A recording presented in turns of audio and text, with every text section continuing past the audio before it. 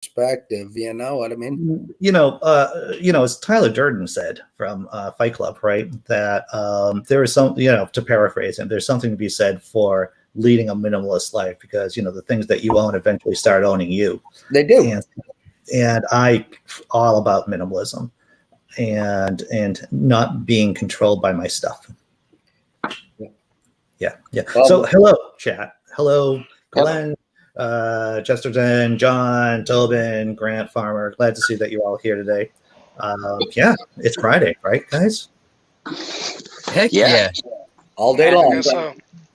Well, usually this is when usually my weekend is on Monday and Tuesday, but I started a second job, and so I didn't have a day off this week. So Yeah. Well, I am preparing because before the pandemic, I think I hear an echo, but maybe not. So before the pandemic, I was working, 3 jobs, and so I'm beginning to layer jobs up again, and I totally understand the concept of not having. Can you mute your mic, please? Yes. When you're not talking? Yeah. So I totally understand the idea of not having a weekend.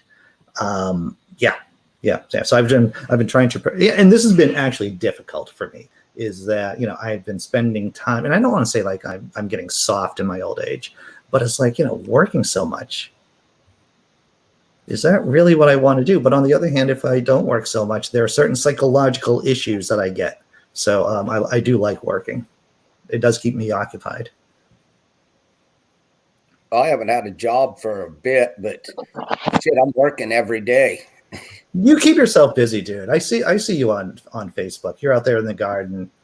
Yeah, I'm finishing up the art studio too. I haven't had a studio in almost 2 years, and it's like I got to get back at it. So I've got a huge shed out back that I bought some doors and windows and such to make it more house-like, and it's coming along.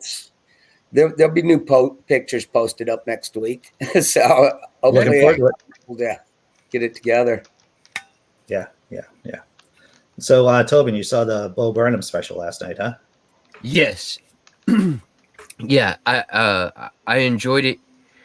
The one part that like really related to me, that like hit me in was whenever he was talking about being the kid or singing about being the kid who is like stuck in a room.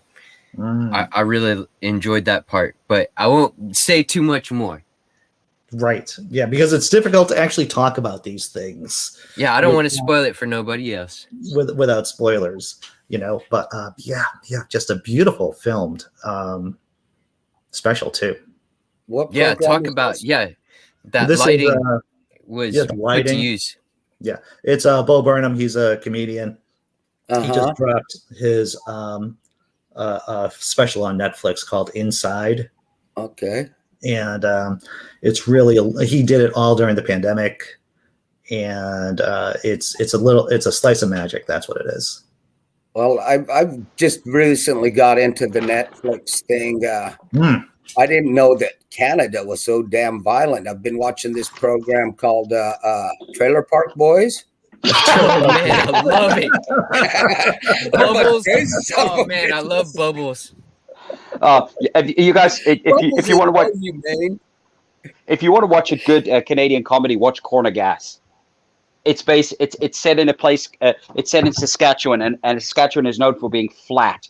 So, and it's incredibly sarcastic. One of the main characters is incredibly sarcastic. The opening scene is like he's making fun of a tourist, basically, like a guy driving through, and it's really funny. What's the name of the show, Glenn? Corner Gas. Corner Gas. Yeah, it ran. I think it ran for about. I'm just gonna say 5 or 6 seasons, and then they had a 2-hour TV movie to finish it off. I don't know where you'll get it in the US. I know it's in Canada. We have it on a streaming service called Crave. So I don't know if you guys can get it in the US. So that's just the way it's spelt, is the way it sounds. Corner Gas. Two words. Corner Gas. Yeah. All right. Cool. Yeah. And I've got to just give me a second, guys. There were 2 Facebook pages you guys have got to check out. One of them is called "Someone is Learning a Hard Lesson About Facebook Privacy Settings Today," and basically you can go on and you got these. I call them MAGA morons because they really are, and basically I basically said yesterday, because someone posted, and I go, Trump lost, get over it type thing. And they go, well, some guy called me a commie. And then I go, first off, how do you know I'm a commie? Second off, define communism for me. Yeah. Didn't get a response. And then I came up with the obvious one is, if they were going to fix the election, wouldn't they fix the Senate and the House so that they could actually get things accomplished? Yeah. Again, no response. Yeah. Yeah. You know, and the other Facebook page you guys have got to check out is no, Facebook has not been removing your inoffensive conservative posts or something, and it is it's because, you know, that whole thing of they're being censored because Facebook just doesn't like conservatives, and it's basically share this picture of Donald Trump before they take it down. It's never been taken down. You know, just this stupid shit. You know, propaganda stuff. Yeah. You know, Simply Secularist Dave points out that there is a new cartoon version of Corner Gas, and that's not the one that you're referring to, Glenn. Yeah. There's actually there's the live action one, and they started a cartoon Corner Gas about I don't know how old it is, but it's still going. It's both of them are really funny. Like, they're both written by the same guy, the guy who plays. Why am I always forgetting the lead? The guy who created it is the guy who plays the main character, who owns a gas station, and it's really funny. I'm sorry. I worked at a gas station for maybe, and I told this story on stage a number of times about how I got held up like twice by the same dude. I might have told it during Atheist Drinking Out Loud while I was like trashed. Is it a little bit like that scene out of White Men Can't Jump, where the guy needs to get money to play that pickup game, so he goes in and robs him. He goes, Tyrone, I know it's you. Take the fucking mask off. It was in that otherworldly comical way. It was like that. And that wasn't even the reason why I quit the job either, to tell you the truth. It wasn't even the reason. Yeah. Sammy, I haven't said hello to Sammy. I should say hello. Sammy, what's going on? Spiders now, Sammy? I actually haven't seen that story. Oh, okay. All right. So that might just be hype more than anything else. Yeah, I'd say so. Yeah. I should look it up, though. You've worried me now. And then the horde of spiders descended upon you. Okay, I do have a question. I do have a question for Sammy. Are those what they call? Why did I forget those massive ass spiders? Those huntsmen. Are they actually that big? Yes. Yeah. And are they poisonous? Yes, but not terribly. Like, they'll just sting. Yeah. So they're not the kind of ones. They're like most animals. They won't sting you unless they're cornered, pretty much, right? Exactly. Yeah. Yeah. What kind of spider are we talking about? The huntsman spider. It's this. If you look it up, it's one that pretty much takes up a corner of your house. It's something like. Go ahead. Sorry.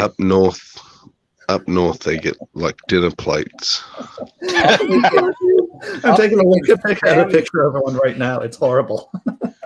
I'm thinking Sammy could start singing, and all the mice and mouse problem and the spiders and shit, they would just follow him, and they could corral him up. I mean, dude, silk, that voice, you need to take up a career in singing there, Sammy.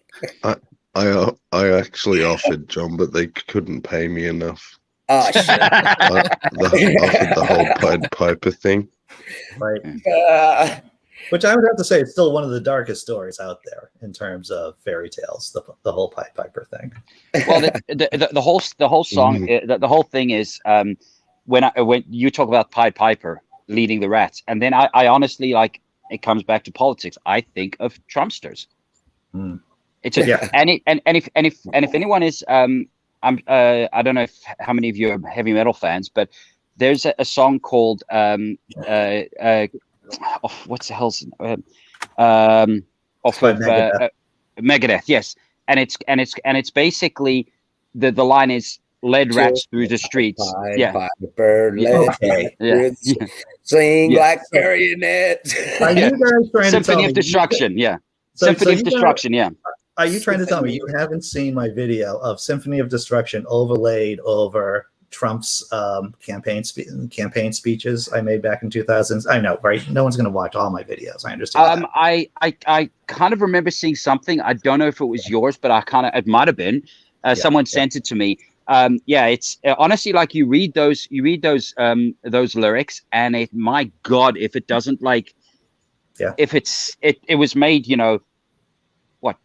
25 years ago, like that album came out about 25 years ago. It's the same basic principle. It's the same basic principle. It is this kind of authoritarian drive, a certain part.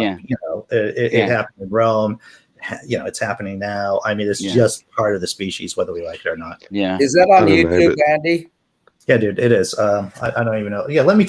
I'll take a look for it while while we're having this discussion here. Yeah. I don't know, but someone needs to start a parody band called Megadeth. And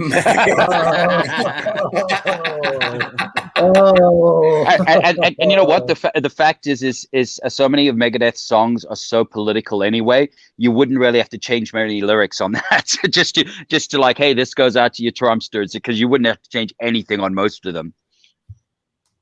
Rage Against the Machine too. Yeah. They well, it's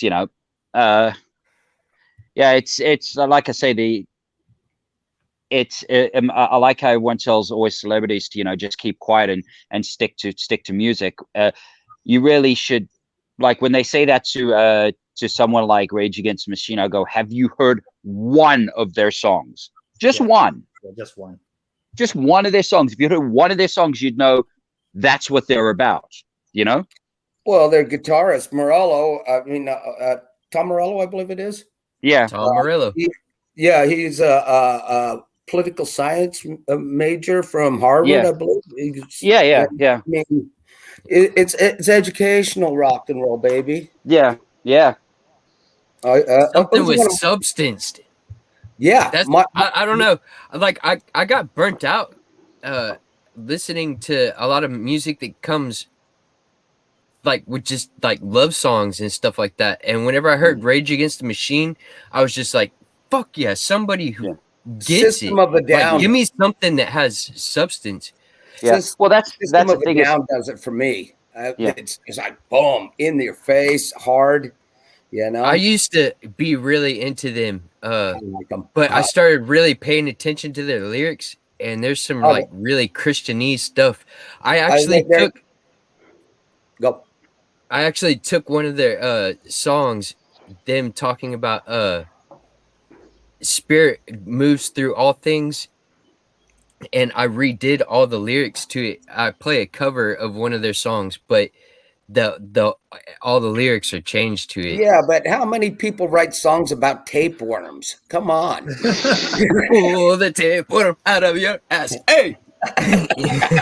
Well, you see they were very energetic. They're awesome. Yeah. You see, they're fun live too. Yeah.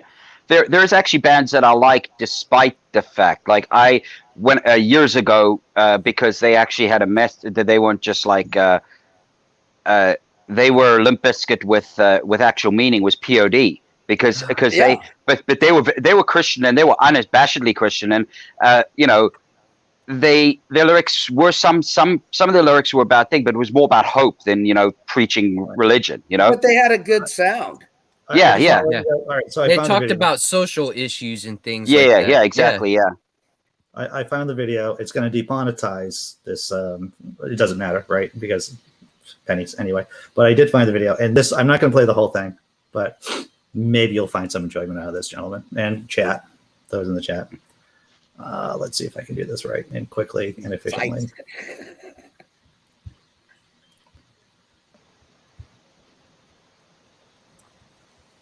This is named the 2016 Donald Trump campaign ad. It's an old video that I reposted up here, and here it is.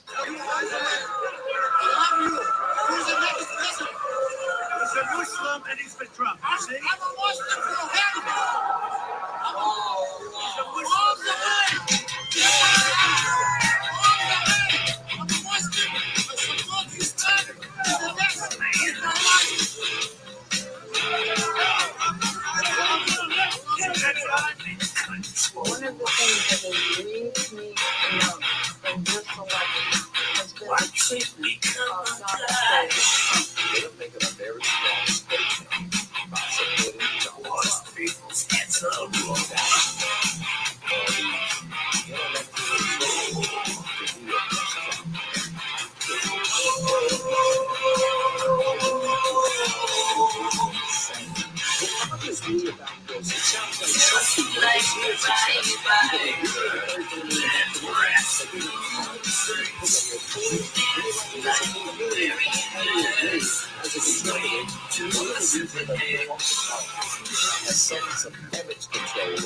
All right, that was enough of that. I was going to dominate the whole fucking after party with that. But yeah.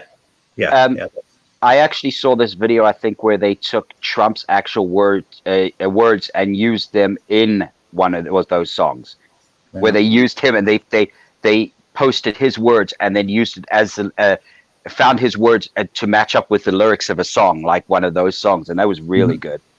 I threw a link in the chat about another video I did where I used Trump's speech, and I did some. I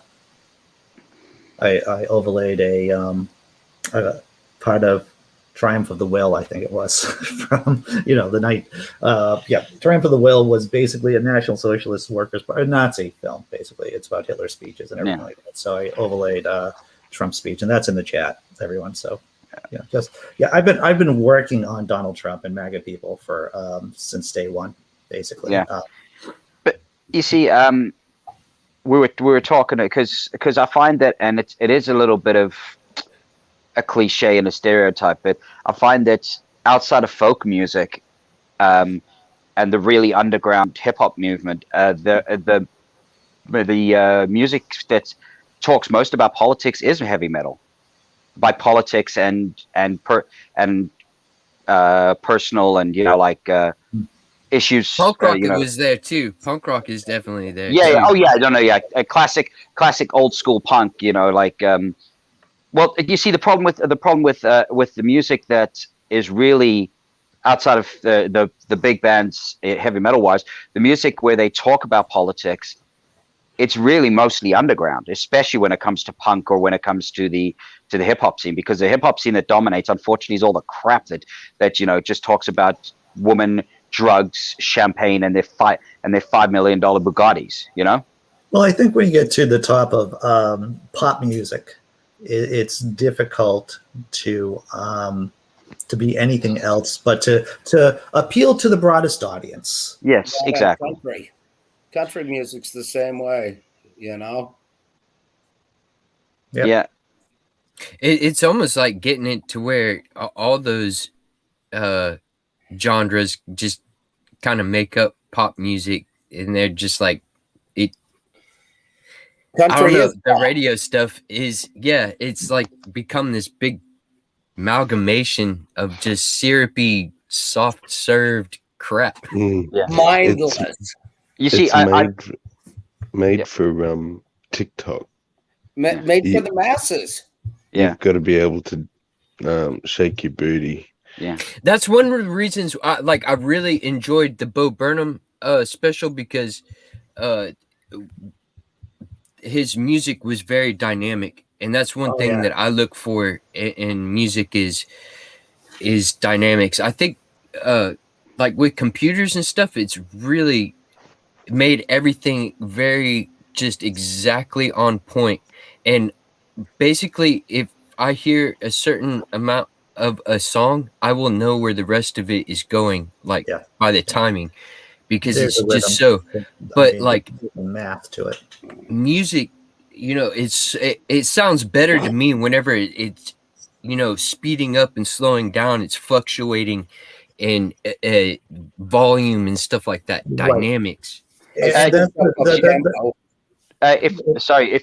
you're talking about music where do you like off time music and in terms of stuff like that, Tobin? Yeah. Did you listen to Meshuggah? Oh yeah. Yeah. Okay. Yeah. Because my friend's a musician and he absolutely loves them because they don't stick to the stringent, like, you know, they mix the time signatures and play way out their time signatures. Yeah, they're playing with it. Yeah.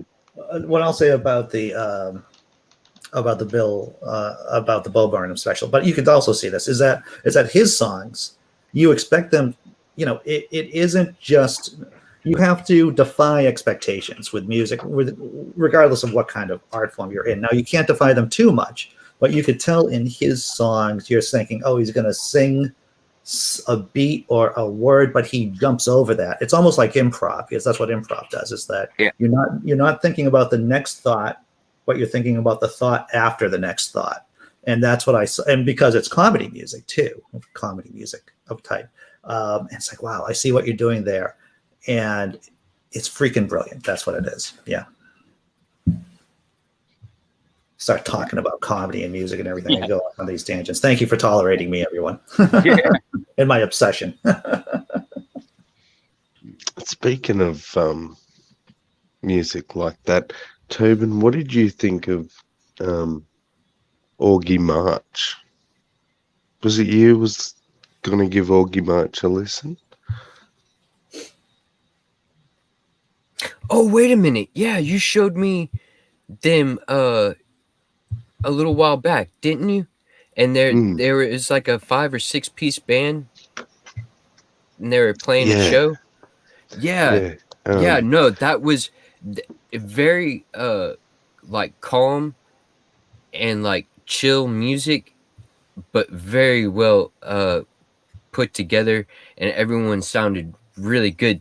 I remember that everybody was basically singing parts and stuff like that. Like it was it's just really nice, acoustic, clean. Yeah, well, if you like the live stuff, you need to check out their studio stuff, because they're pretty crap live, to be honest. But so they're called Augie March. Augie. How do you spell that, dude? Augie. So there was a book by a man named Saul Bellows, The Adventures of Augie March. And that's who the band's named after, the character out of that book. But so they're an Australian sort of alternative rock band, but they're very political. And like even specifically political, but they also sort of touch on broader social sort of stuff as well. I mean, you read the lyrics, and essentially he writes poems, and then they fit music around the poems. So, you know, it's pretty different. But still, like every song has a hook, so every song's enjoyable. And yeah, I just can't rave about them enough. Everyone needs to check them out, because it's intellectual music. Yeah, you know. Yeah. And they have, of course, a YouTube channel, and you can subscribe to it, which I just did. So I'm going to check them out later. Yeah. Sorry, how'd you spell that? How'd you spell that first word of their name? Augie.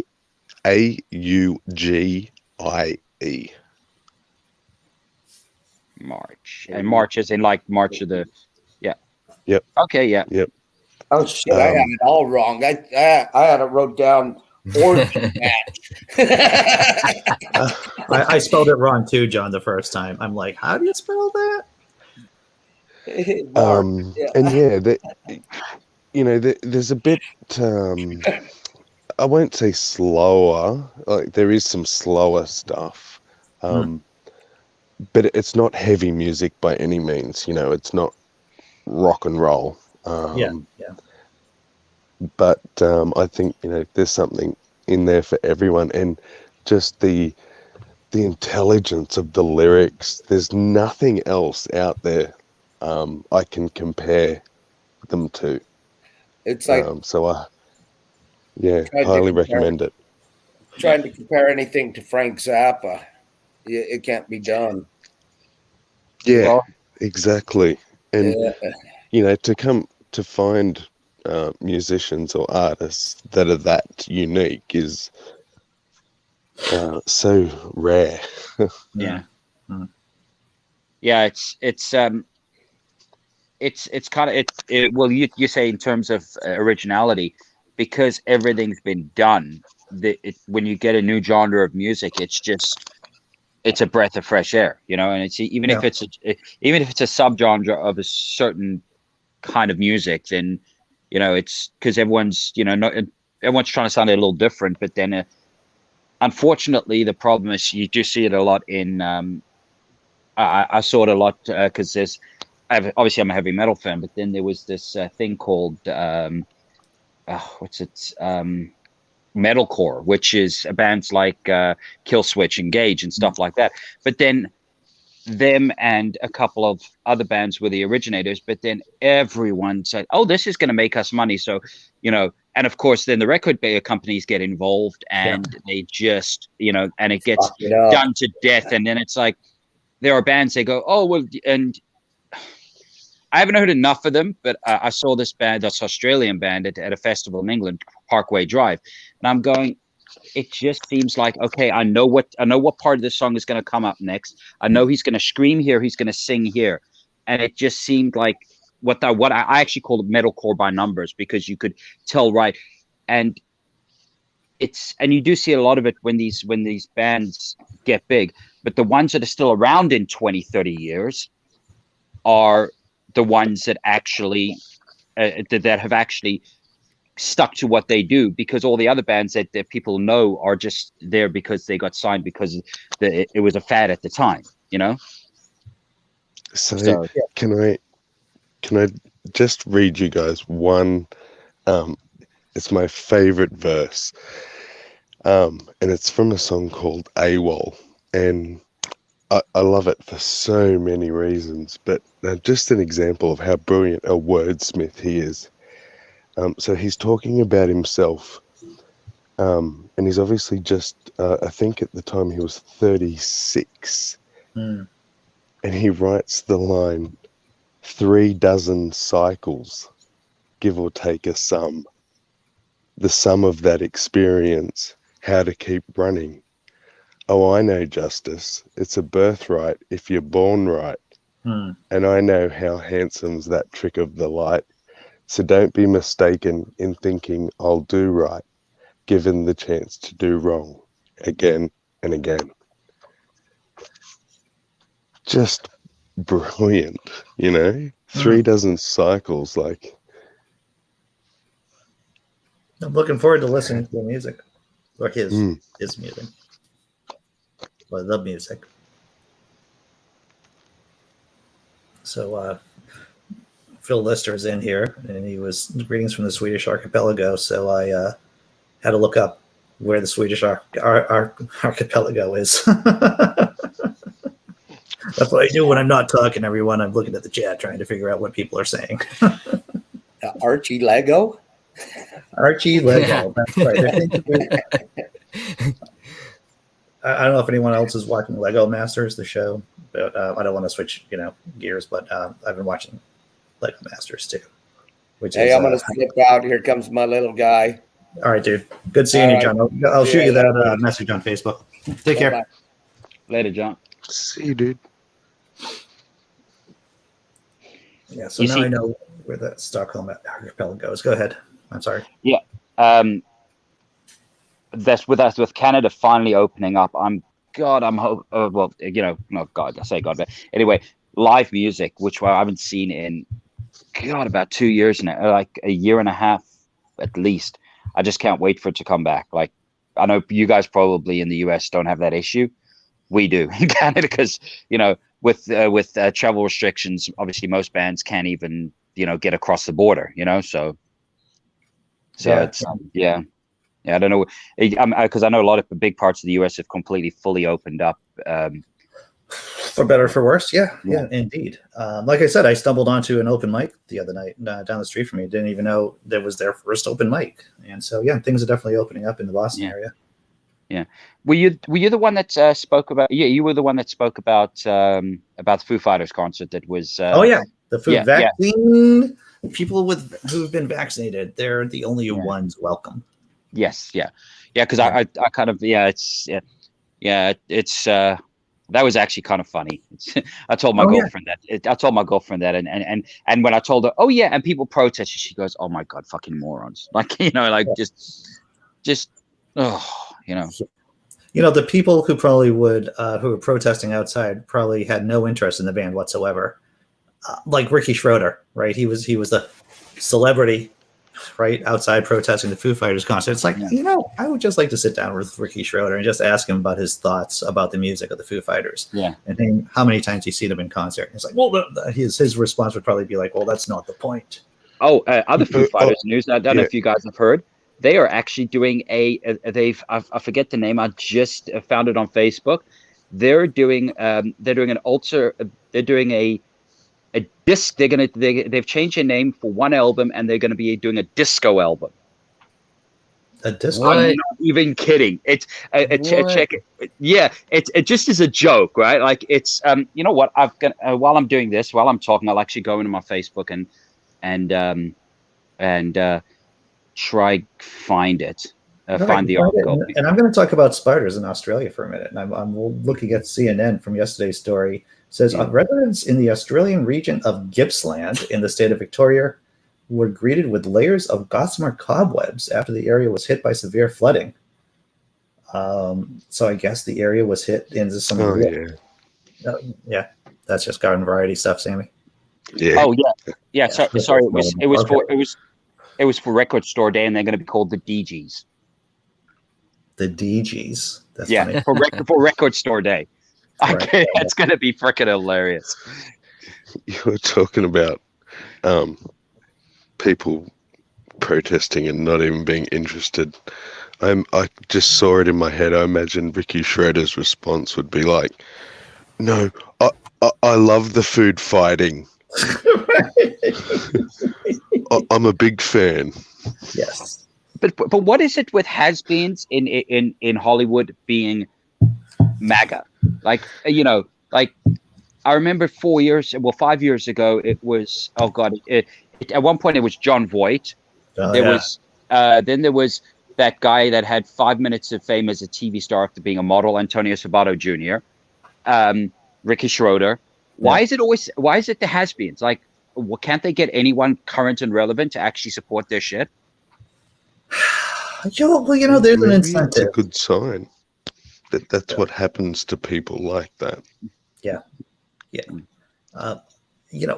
just shows you that there's an incentive for people who may not be doing too well in their careers to shoot their mouth off. Yeah. And get back into the limelight, because once you're in the limelight, it's difficult, I would imagine, psychologically to adjust to normal everyday lifestyle. Yeah.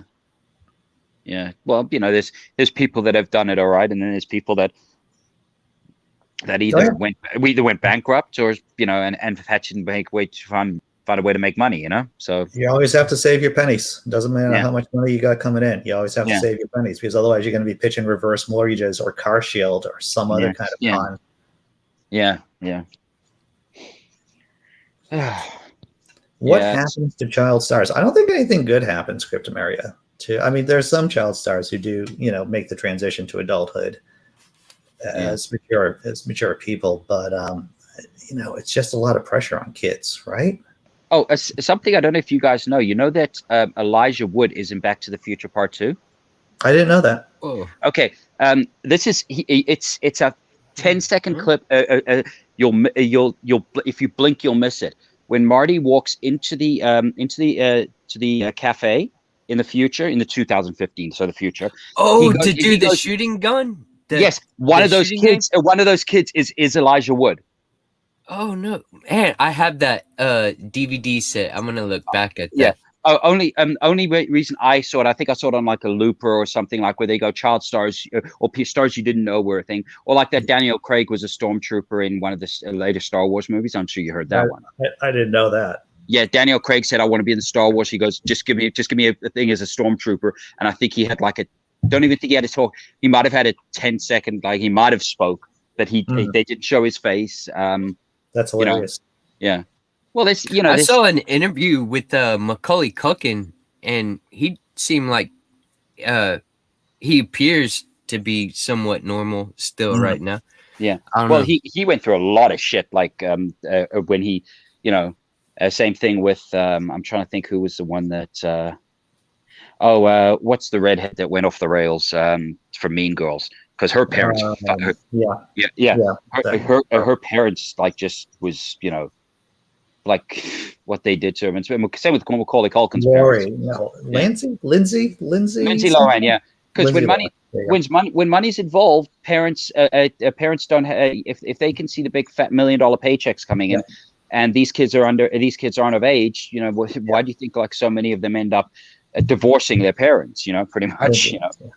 You add money to any equation, to tell you the truth, and it just increases the chances of shit going sideways. Yeah. Well, this for every Lindsay, for every like say Ricky Schroeder, there's a Jodie Foster. Well, for every 5 Ricky Schroeders, there's one Jodie Foster. So. I don't know what the exact. I'm sure there's a paper somewhere that explains the equation of Jodie Foster to Ricky Schroeder's. Ricky Schroeder's to Jodie Foster's. Yeah. It's because the 5 thing is, seems like a small number. 5. Yeah. Because you see that the thing is, this is that it doesn't help. Like for instance, Drew Barrymore, where her mom was taking her to clubs, and when she was 12 years old, because her mom, that way her mom could get into the clubs, do whatever the hell she wanted to do. She wasn't getting in there on her own, so it sounds like one of those problems that could be fixed if like people had more money. Like if there was just more money in the system, and they didn't have to worry about if their kids got rich, they wouldn't be trying to take advantage of them, in those kind of situations. No, you're right. I mean, poverty is the root of many evils. There's no doubt about that. And I wonder how many of those child stars, if you asked them as an adult, when they were like being pawned off as infants and kids, how many of them actually enjoyed what they were doing, or they did it because their parents put them in that position. I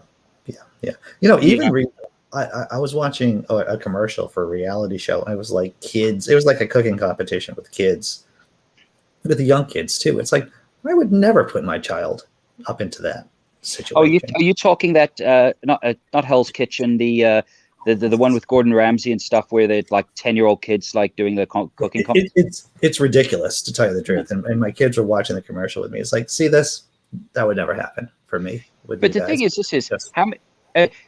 I'm supposed to believe that some 9-year-old kid can cook a souffle without being put into school to learn how to do it. He just happens to be this great cook. I don't believe it. I don't know. The information is so easy to get now. I mean, if kids got time, and they got, especially if their parents are well off, they can afford to throw away some shit, if it goes sideways, so they get to play more with it. But and I don't know. Yeah, I'm a pretty big fan of Ramsey though. Like that dude. I like him. The thing is, he. I have time for him because unlike some people, he actually worked his way up from being an 18-year-old commie chef under what's his name, the guy, the other English guy, the guy with the long hair, and he ended up doing it, and he's worth a lot of money now due to. He was worth a lot of money before he got on TV, because he had restaurants all over the place, So I liked his Kitchen Nightmares from the British, from the British show, Kitchen Nightmares. That was before he had a huge budget and before he became mega famous. And I like the early episodes of Kitchen Nightmares here in the States, where he had a bit larger budget, but there wasn't such a demand on him being a dick. You know, he would speak harsh truth at times. Yeah. But there are definitely moments of softness and just him explaining things to people. Yeah.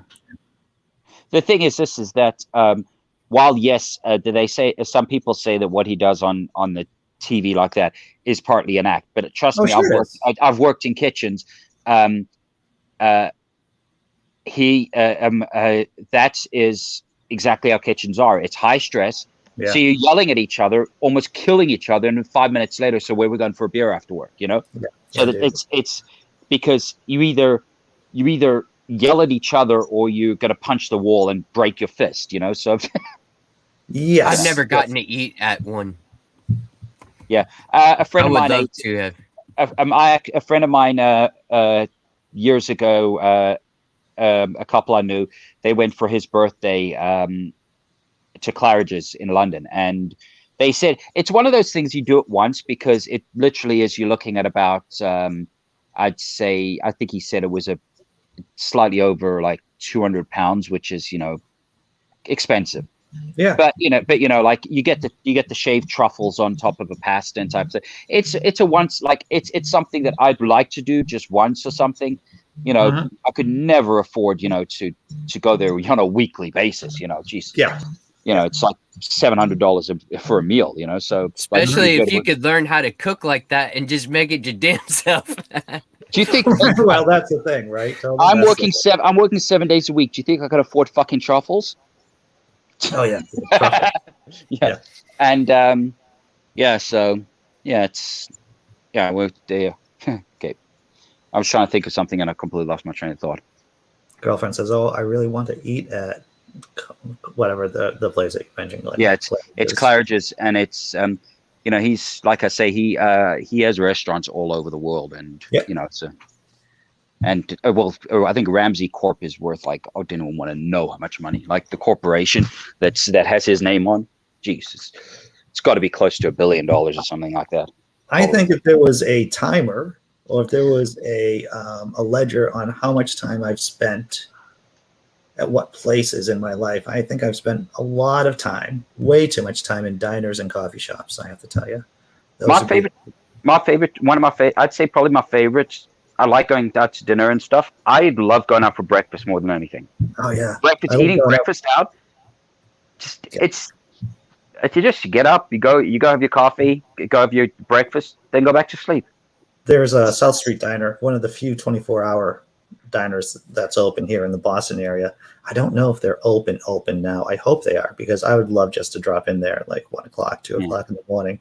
The best time to go, of course, is 3 o'clock, because the drunks are gone by that point, and the morning people haven't started. So if you get in there at 3 o'clock in the morning, you typically have the place to yourself. Yeah. Well, when I worked in this place, we closed at 2 a.m. So by the time we'd cleaned up, it was like 3:30, and then it was just 24-hour diner. So by the time we got there, it was 4:30, you know, almost 4:30, 5 o'clock in the morning. So we'd then eat breakfast and then go back to go to sleep at like 6 or 7, you know, full as hell, you know. Yeah. So that was. Yeah, I have closed restaurants before and then opened up the next morning, and they are that's a tough shift. That's a tough shift. Yeah. There used to be a Denny's that was right next to the high school that I used to go to, and we would go sit in there and just drink coffee, and not tip the waitress. I feel bad, like they probably hated our guts, like just taking up the space, not racking up any, you know. Oh man, this part of the show is called The Sins of Tobin Templeman, everyone. Well, trust me, if any place I worked in was like that place, then, and there was more than one server, you guys were on a rotation basis. Oh, I had him yesterday. It's your fucking turn. Did you notice whether or not you got the same server? You got a different one each time. You got a different one each time. It was either flip of the coin or you got the rotation basis. I just heard my girlfriend scream from downstairs. I wonder if the cat got her. I'm gonna send her a message and see if she's okay.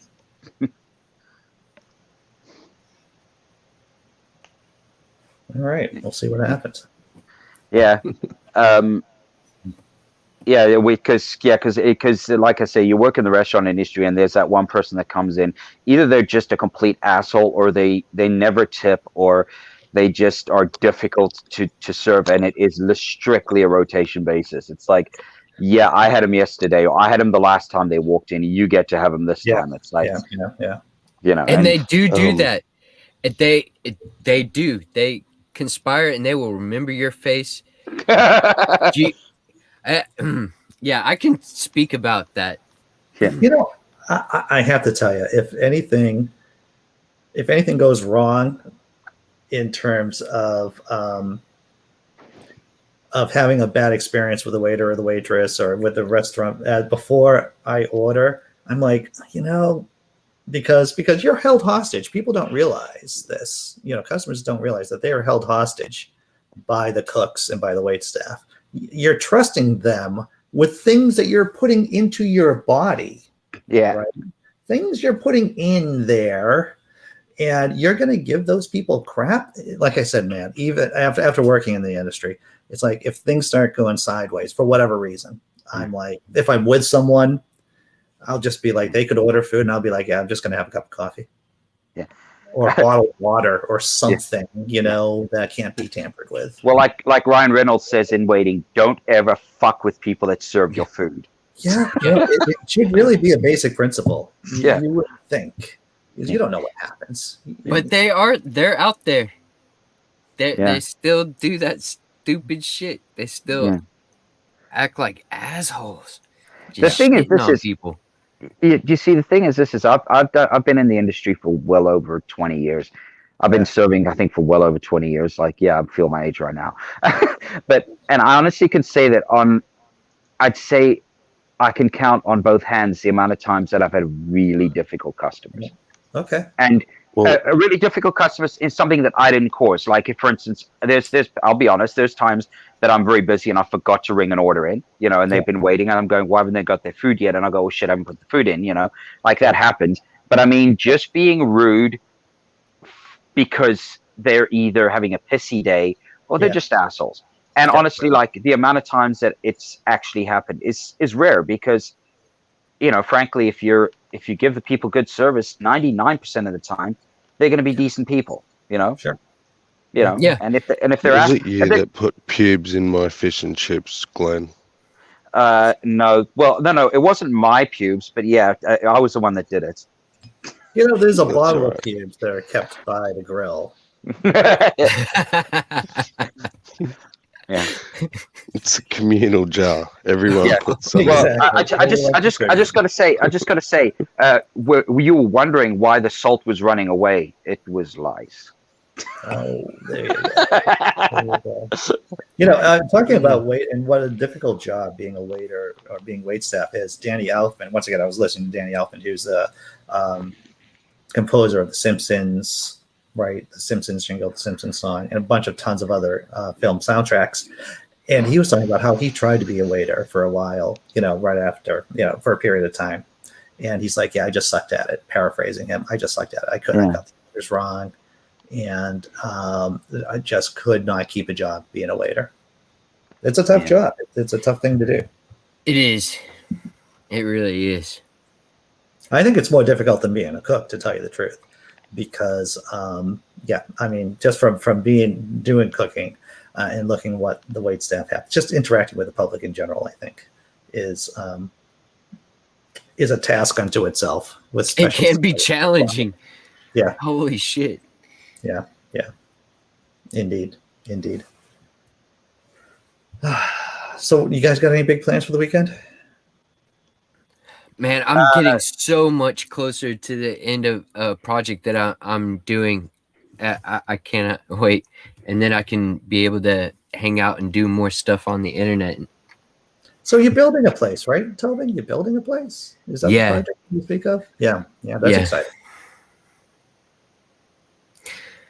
Yeah, it's been definitely a learning experience.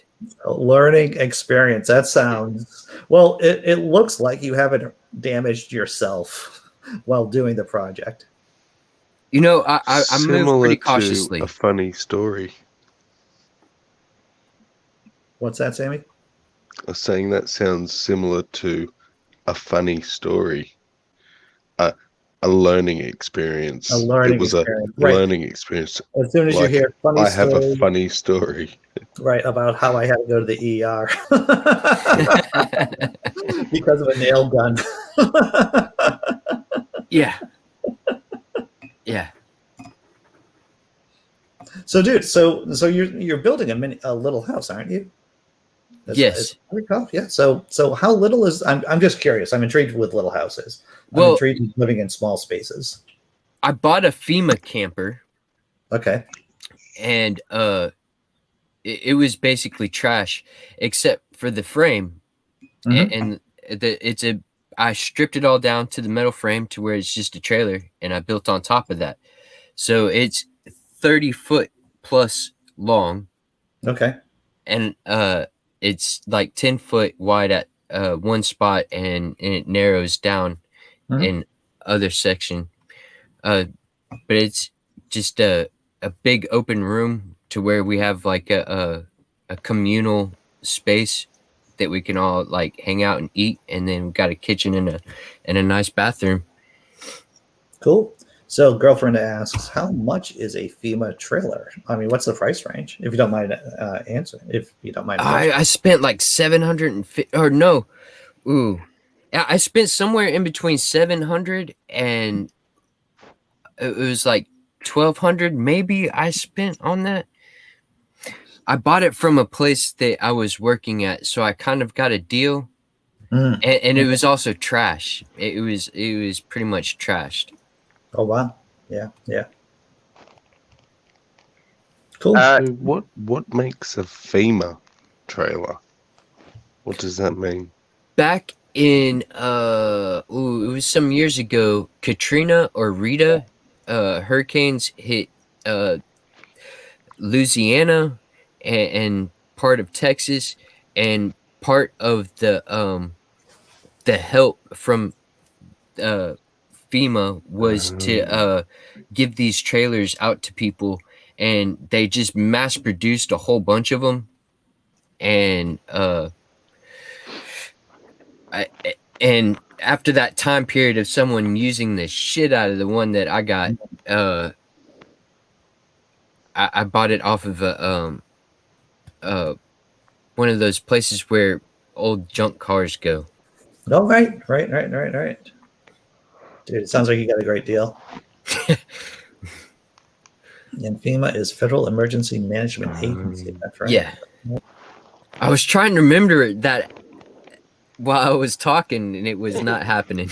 It's a lot of words. That's why it is. And the girlfriend said that they were mass produced probably around 2005. She was probably in Texas at the time, or maybe in Colorado. I don't know. Was it that long ago? Far out. Yeah. Well, it was during Bush's administration, like Bush the younger, that Katrina happened. See, the first I remember hearing about FEMA was all the conspiracy stuff. That's it. Welcome to the internet, right? Yeah. You don't hear about the actual use of the thing. You just hear about the conspiracy theory built around the thing. Yeah. They were training to round up the American citizens. Exactly. I think they were complaining about possible, execution because of Obamacare. They were talking about, somehow there's a connection between FEMA trailers and execution boards to like kill off old people because it was Obamacare and everything. I think we lost Glenn from the chat. Just sad, isn't it? Oh yeah. Well, that's why it's so important to just do the drumbeat of secularism and skepticism. I feel like I'm saying the same effing things all the time, either online or in my personal life. But it's so important because people, there's just so much disinformation out there. Yeah. And even as stuff gets debunked, you just keep seeing these whole new generations come through, and sort of revamping that old crap. Not realizing that it's not new. There's as far as that sort of stuff goes, flat Earth and stuff like that, there hasn't been anything new. No. For years. I'm trying to popularize my own personal favorite conspiracy theory, which is the ice Earth theory, that the Earth is made out of ice once you get past the crust. That's why. The opposite of reality. Okay. I like it. One of my favorite conspiracy theories is a hybrid of flat Earth and round Earth, where the Earth is a small flat section of a much, much larger round body. Dude, I've never even heard of that. You just dropped down like a new conspiracy onto my brain. The conspiracy is basically that, like, the Earth is inside of one of the craters of the moon, and we are seeing a reflection of where we are as the moon, and just nonsense. You know what? I think I've heard of this one too. I'm trying to remember the name of it. So have I. Yeah, it's kind of a composite of a round Earth and a flat Earth at the same time. So if you imagine a big, massive landscape, and what we know of as the flat Earth was set in a crater. And there can be multiple craters, so there's multiple Earths on this larger Earth. But this Earth is flat. What is there something about the reflection? Wow. I'm going to have to look this up because I'm intrigued. I'm intrigued by this neo-flat Earth, neo-round Earth conspiracy theory. Yeah, it is a trip. I have to give it to some of them. They got an imagination. Yep. I should just I should just brainstorm conspiracy theories one day, right? And just see what I can come up with. It's a rabbit hole, man. It is. If there's nothing, and if nothing else, one thing: rabbits poo. Rabbits poo a lot, randomly too. All right, so we're getting down to the end of the hour, everyone. Any last thoughts? Did you know, if you've ever woken up in the morning and found one of your missus's hairs up your bum, it's not that it's coming out. It's because the way that the hair follicles face, if it enters in the right direction, it can't come back out. If you look at a hair under a microscope, it's like it can only go one direction. Yes. It's kind of like the scales on a snake or a fish. If you rub your hand the wrong way, it's real rough. But if you go the opposite way, it's real smooth. I don't know where I read that. Wow. But I thought, you all needed to know. I've never had that happen, but it makes sense, But apparently it happens to people that sleep nude. Yes. The males, for some reason, it's always the partner. Fascinating. Tobin, whenever you're done with your little house, you should come on the channel and show pictures, and we'll talk about we'll do a full hour because I'm intrigued. Like I said, I'm intrigued by little houses. And if you have pictures of you renovating it too in the process, that would be really cool too. I mean, especially with someone who has no skills whatsoever in construction. It's like it would be like me listening to someone talking about how they achieved space flight, basically. This is where Dave would say, Andy, don't be down on yourself. Right. And I would pipe in and say, don't listen, Andy. You're hopeless. You're useless. Oh, shit. You should embrace the hopelessness. All right, everyone. Take care. Thanks, chat. Thanks, panel. This has been a lot of fun as always. I'm going to end the broadcast. Have a good weekend, everyone.